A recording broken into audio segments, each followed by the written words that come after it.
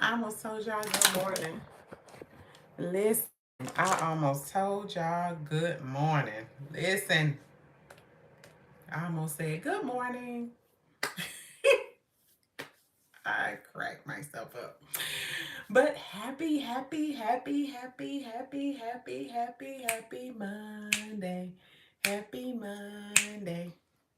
Happy Monday. Happy Monday. Happy Monday. Happy Monday. Happy Monday. I pray that you are well. I pray that you had a fantastic day. I pray that all is well. I pray that you laughed more than you cried. I pray that you smiled more than you were irritated and angry. Good evening. Let me tell y'all something. Can I be honest? I'm good and sleepy, y'all. Like, I'm really good and sleepy.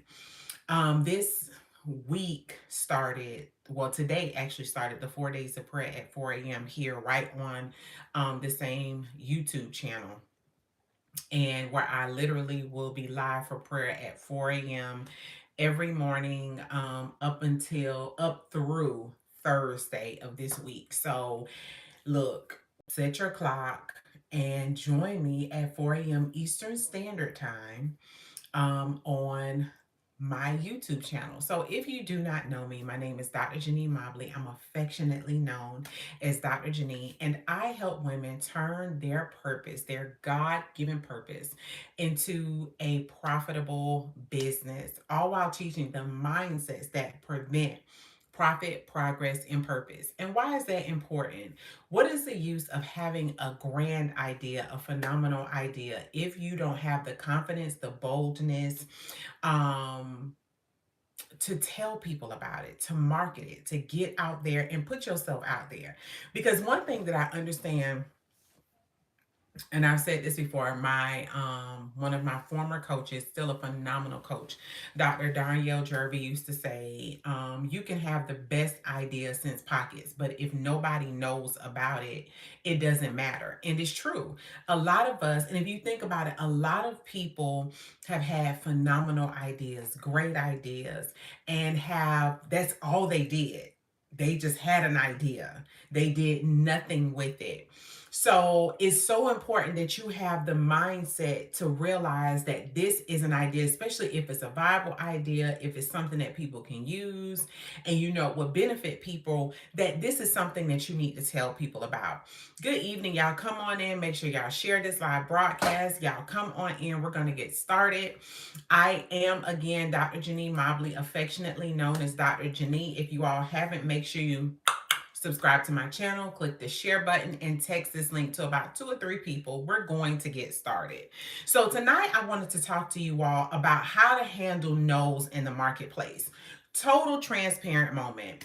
I remember being, you get so excited about your idea. You're like, hey, good evening, Britt. You get so excited about your idea, and it's like everybody needs to know about it. I know everybody can benefit from this. This is going to be a winner, and I'm going to do great, make a lot of money.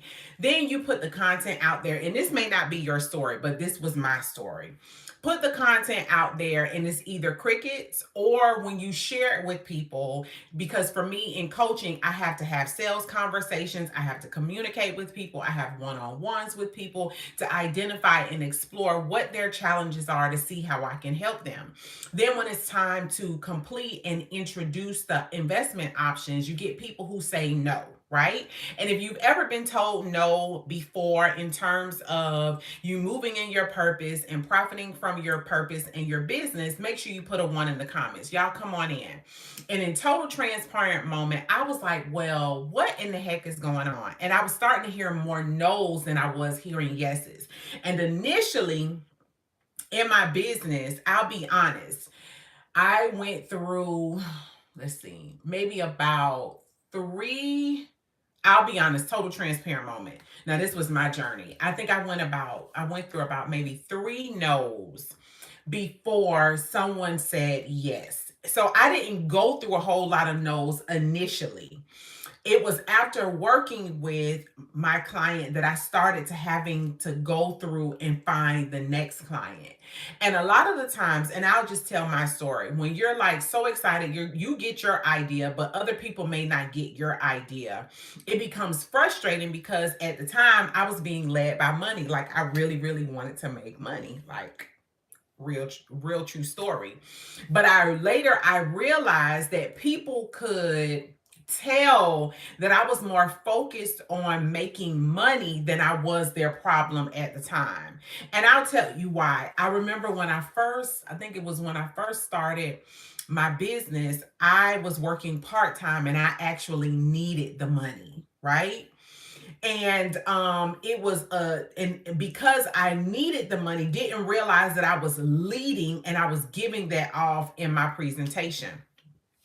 But nonetheless, I wanted to share with you all how you handle no's in the marketplace, because it was something that I had to understand, and frankly it's something that I'm still growing to understand. Excuse me. Let me take a drink of water. Especially when you are communicating and you're selling to a large amount of people, or you're communicating your idea to a large amount of people. And if you've ever been discouraged because you've heard no's or you've heard crickets and people don't get the idea, make sure you put a me in the comments or a 1 in the comments. So tonight I'm going to talk to you all about 3 ways, or just 3 mindsets on how you handle no. So you share your opportunity, you share your idea, and then people say, well, now they're not interested, or no, they're not ready, or they just don't see it, or just no, period, right?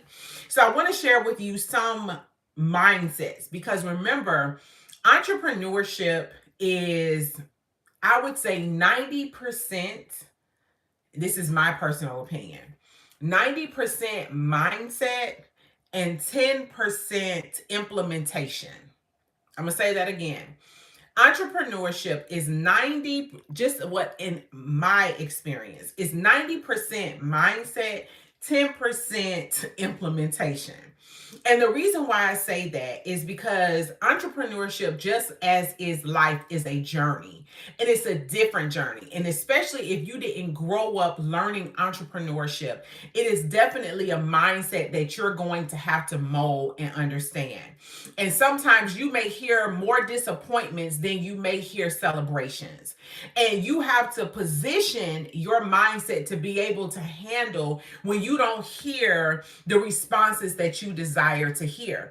Because what can happen is you can get so discouraged that you quit, right? Because it can be frustrating and aggravating. But specifically, what's the first way or the first mindset that you have to have if you are hearing no in the marketplace? The first thing is this: you have to understand initially you're going to get more no's as you move in your purpose and dare to profit from your purpose, then you get yeses. I have even spoken to individuals who have nonprofit organizations and they are seeking funding, and they hear more no's than yeses. Here is the similarity between profit in business and nonprofit as it means. Okay. Let me just give you all this point. When you're starting out in business, you have to understand that you're starting. Okay, so this is for individuals who, and this is the mindset you have to understand if you are very young in business or just starting in business. Here's the first thing. If you are in the marketplace and you are speaking to a group of people that you just don't know, right? 9 times out of 10, when it comes down to people purchasing, it's based on, and I always say this because this is something that I've learned, and this is who I am as a consumer. So people buy based on those who they know or brands that they know. So it's based on people and brands that they know, they like, or they trust. And I want you to think about yourself as a consumer. When I teach, I have learned to look at myself as a consumer. A lot of times I have said no to opportunities for various reasons. But you have to understand, initially, people don't know you, nor do they know your brand. You are building a trust factor. You are building a trust in the marketplace.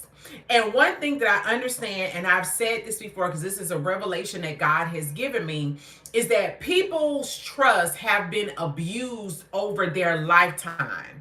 People have been told that that somebody was going to do something for them, and they didn't follow through with it. They have paid their money for services. They have paid their money for products only to, excuse me, only not to receive the value that they invested or paid for. So you have to understand, a lot of people have been misused and abused, right? So here you come and they don't know you. But the reality is, they're going to measure you by their former experiences. They're going to measure you by their personal experiences. You got to understand, in the marketplace and in sales, you're dealing with a variety of a group of people. You have people who have post-traumatic stress disorder and syndrome, who have experienced various things in life. So when it comes down to up and fronting their money, people are even more sensitive. So initially, when you're out in the marketplace and you're fresh and new in the market, you got to understand that 9 times out of 10, you're going to hear more no's than you are yeses. I remember when I invested in this program, and the trainer of the program told us, they said, you're going to come across basically, I think it was about 50 duds, okay, before you get because this was real estate. So you're going to come across 50 properties that are not going to be great properties until you find the one. And they were just giving us averages, right? So what this was telling me is I have to go through just about almost 50 properties to get through the one. Now, see, my mindset, and I had to realize this, you can look at that one of two ways. You can look at it as, dang, it's going to take you that long, or it's going to take me that long to get a yes. Or you can look at it from the standpoint up front, understanding that this person who's training you has already said it's going to take you 50 no's or 50 does to get the master property or the great client. I was looking up statistics. The average closing rate in sales is 20%. I want you to think about that. The average closing rate, meaning the average percentage of the people who buy out of 100 is 20. So let's put this in simple perspectives. If you've spoken to 10 people about your idea, about your service, average is that 2 out of those 10 people are going to purchase from you. The exciting part is, you know what the average is. Now, one, you're not average. I believe the more that you practice, the more that you get better at sales, the higher your closing rate is going to be. But the average for closing, or the average closing rate, is 20%. The excitement about that is, you know, numbers. So this lets me know that the more people that I talk to, the more people will say yes. And it's all about mindset. You can look at it and say, well, dang, at 100%, I'm only going to get 20. Or you can look at it from the standpoint of, I already know that when I show up, I only got to talk to 10 people. And out of those 10 people, I'm bound to get 2. Even if it was one, you got to talk to 50 people to get the one. What if you have a product that makes that, what is it? Is worth a lot of money? You got to understand that's still a celebration. And here's the thing. One of the great things about hearing no is it positions you to learn how to have some grit. It positions you to learn how to take rejection. Because the reality is, none of us want to be rejected. But guess what? Many of us have rejected other people and ideas. You haven't said yes to every opportunity that has come your way, and you should not. Understand that people think the same way. Always think of yourself as a consumer. And although everyone is not like you, you have to understand that you're dealing with various personalities. So you have to understand that it is a numbers game. I remember hearing that and I could not wrap my head around it at first. But when I understood closing rates, when I understood the fact that I had to refine my skills and I had to get better at sales, is when I said, oh, this makes perfect sense. So it's a part of the process. Okay. So this is here's included in this. You got to understand that this is why you got to keep showing up. This is why you have to keep marketing. This is why you need to continue to show up in the marketplace. This is why you need, if you're one of those who has products that needs to go to trade shows, this is why you continue to go to trade shows. This is why you continue to pitch your idea. This is why you continue to show up live on YouTube, even if you're the only person on there. Been there.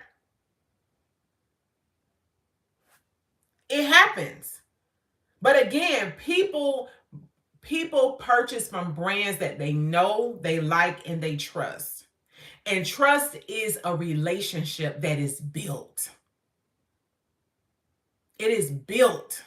It's not something that's instantaneous. And one thing about me and my brand, I want to build relationships with my clients. I don't want fly-by-night people. I want people who will not only invest in themselves through working with me, I want them to know that they can tell other people about me. You got to think about the brand that you want to have. And this comes with repositioning your mindset. I know for me, I had to step out of it being about me. And I had to step into the arena of understanding that God gave me my purpose. He gave me this gift and these gifts. He gave them to me to serve people. So my first order is to serve. And even when you look at, I love referring to this young man in the Bible, Jeremiah, because it's so true. God tells Jeremiah in Jeremiah chapter 1 that he called him to be a prophet. But why did he call him to be a prophet? Excuse me. He called Jeremiah to be a prophet to speak what thus saith the Lord. He called Jeremiah to be a prophet to serve. When we think about Jesus, Jesus was the ultimate sacrifice, but Jesus was brought to earth to serve. Excuse me, when we think about Esther, I love talking about her story because Esther wasn't queen, excuse me, I'm about to say king. Esther wasn't enthroned as queen just to sit on the throne and look gorgeous. She was enthroned to serve. So when you show up in your purpose, your first order of business is to be about the people that you've been called to serve. This is one of the reasons why I ask for feedback. This is one of the reasons why I ask people about their experiences. I want you to tell me good or bad. Number one, I want you to tell me bad, or the things that didn't go so great, to give me the opportunity to improve. Okay? All right. Last thing under that is realize that you're closer to the yes than you realize. The more people you talk to, the better you're going to get at being able to communicate how you will be able to serve them and be the solution to their problem. Remember, people are spending their money, so they want to know what they are going to get. Okay. So number two, how do you handle no in the marketplace? You identify why they said no. Get feedback from people.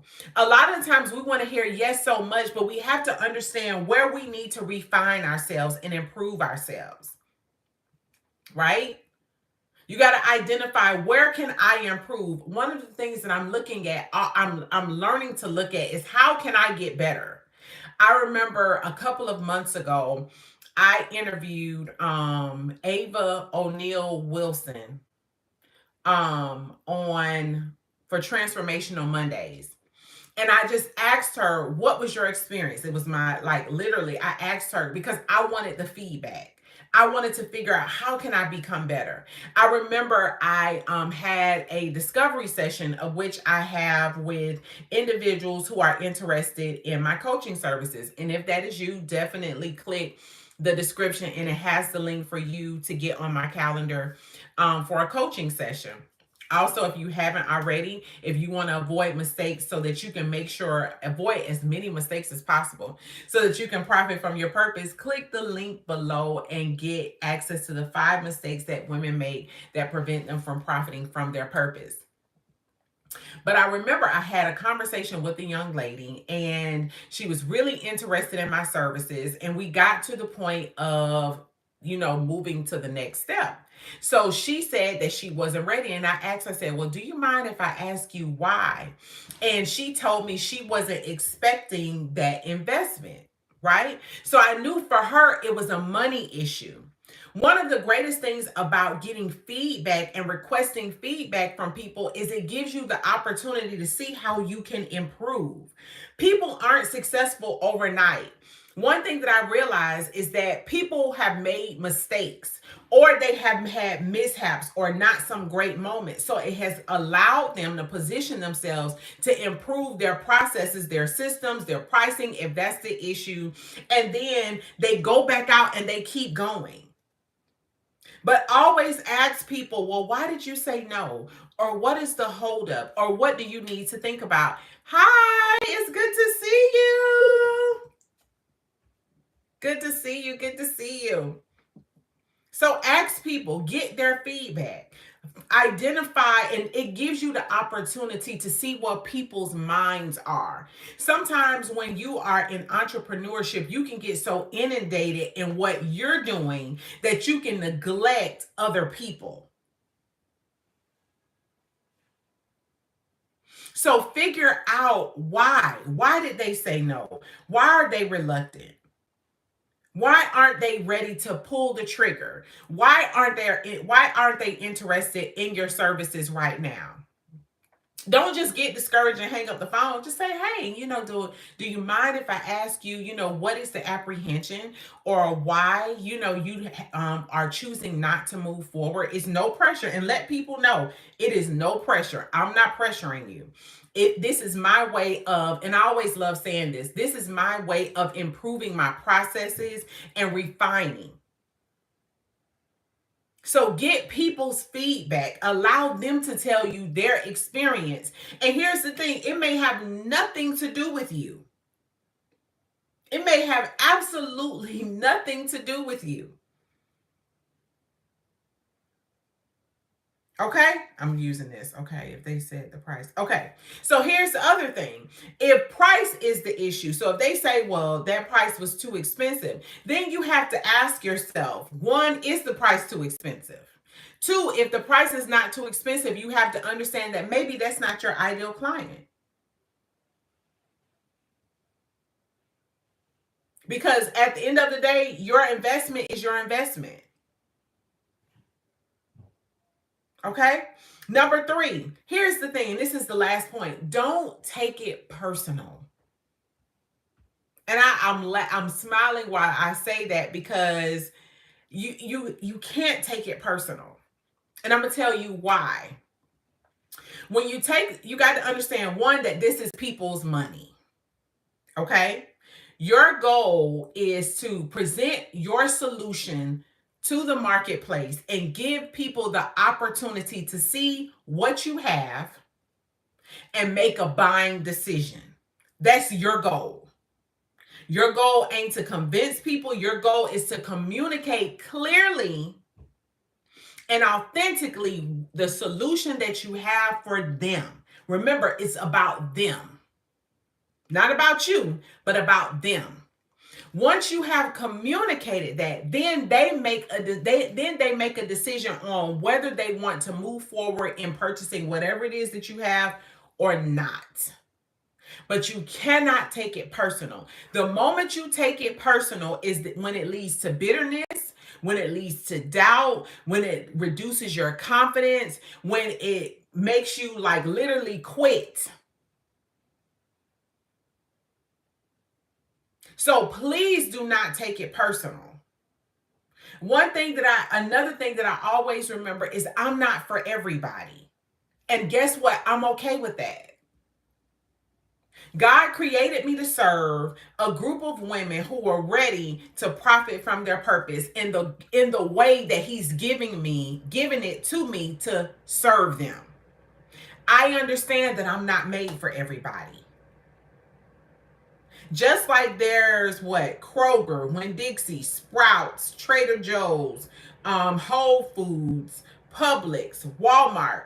They have all of these different grocery stores and all of these different options. The same faithful shopper that goes to Publix is not one who is faithful to Walmart. And people say, because I'm like literally here in the South, that Publix is more expensive than Walmart. Reality of it, a lot of the times it's really not true on everything. Trust me. Okay, some things they are less on, but here's the other thing. The person who shops at Publix prefers a certain shopping experience, while the person at Walmart focuses more on the price. What am I saying? Understand and get to learn who your client and your audience is. Once you learn them, you can serve them better. You can identify who you've been called to serve and serve them with excellency. And how do you get to learn them? You spend time. You got to think about it. And this is something, because I remember at first I was thinking about this like so hard. Like, how do I get to know these people? In any relationship, you spend time with people. So what that tells me is you have to show up. You got to show up live. You got to show up on social media. You got to post. You got to ask questions. I know sometimes when I do shorts here on YouTube, I'm really big. I try to be big on asking questions. Do you struggle with, or, I ask questions even while I'm on here because I want to get your feedback. I know the more feedback that I obtain, the more I can learn the people that I'm called to serve. So again, how do you handle no's in the marketplace? Understand, number one, initially you're going to hear a lot more no's than you are yeses. Number two, ask people for their feedback. Understand that just because they say no, there's a reason behind it. And you want to identify the reason why to see if there's something that you need to refine in your processes, in your communication, in your presentation, so that when you come across the next ideal customer or client, you ensure that you tighten up and that you present it in a better manner. Number three, don't take it personal. At the end of the day, this is people's money and they decide how they will spend their money. So if you haven't already, make sure you subscribe to my channel, click the link below, get your free gift, the 5 mistakes that women make that prevent them from profiting from their purpose. And I'll see you next time that I am live. Also, I'll be live in the morning at 4 a.m. for the day 2 of the 4 days of prayer at 4 a.m. So I appreciate you all. Have a dynamic evening. And remember to know your worth. Good night, y'all. Bye.